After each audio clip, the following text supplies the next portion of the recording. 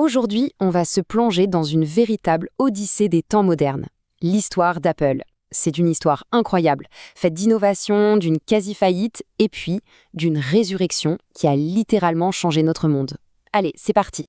Pour bien se rendre compte de l'ampleur du truc, commençons avec ce chiffre. 420 milliards de dollars.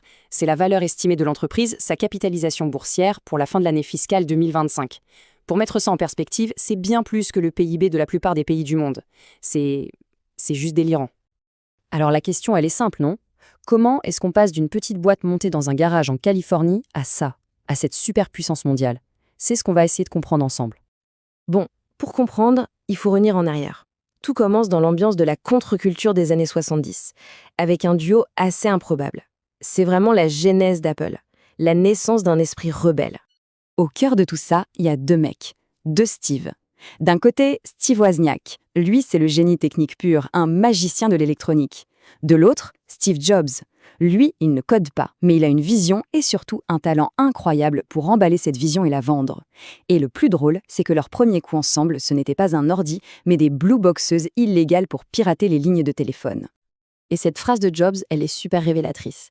Parce que ce petit projet, un peu pirate, un peu hors la loi, a en fait défini tout leur modèle de fonctionnement.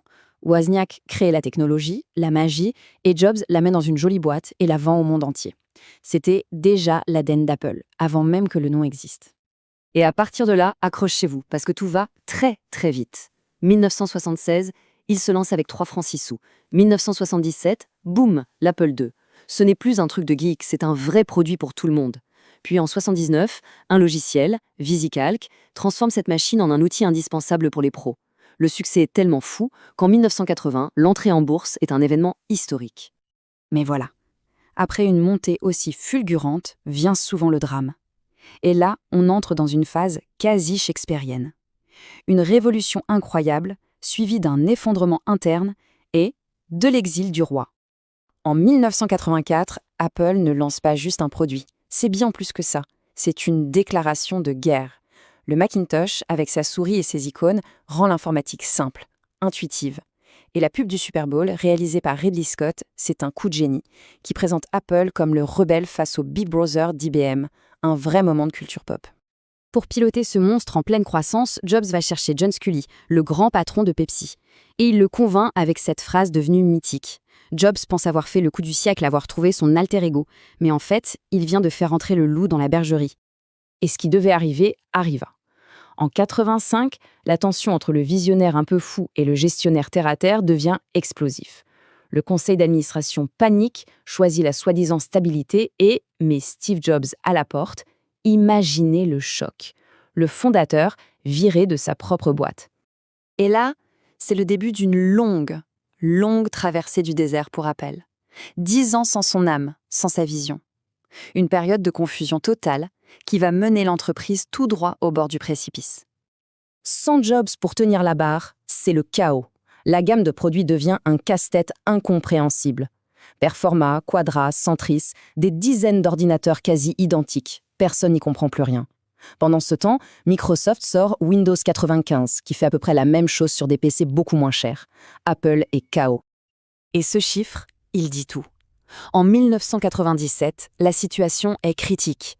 Il ne reste à Apple que 90 jours de cash avant de devoir mettre la clé sous la porte. C'est fini, game over. C'est ce que tout le monde pense à l'époque. Mais c'est là que l'histoire prend un virage complètement fou. L'un des retournements de situation les plus spectaculaires de toute l'histoire du business. Le retour de son fondateur exilé. En fait, Apple est au pied du mur. Son système d'exploitation est à la ramasse.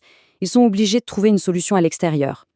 Ils finissent par racheter Next, la boîte que Jobs avait montée après s'être fait virer. C'est le cheval de Troie parfait. En rachetant Next, ils ne rachètent pas qu'une technologie, ils font surtout revenir Steve Jobs. D'abord comme conseiller, puis très vite comme patron. Et le premier truc que fait Jobs en revenant, c'est un coup de poker monumental. Un truc impensable. Il passe un deal avec l'ennemi juré, Microsoft. Bill Gates a investi 150 millions de dollars pour sauver Apple.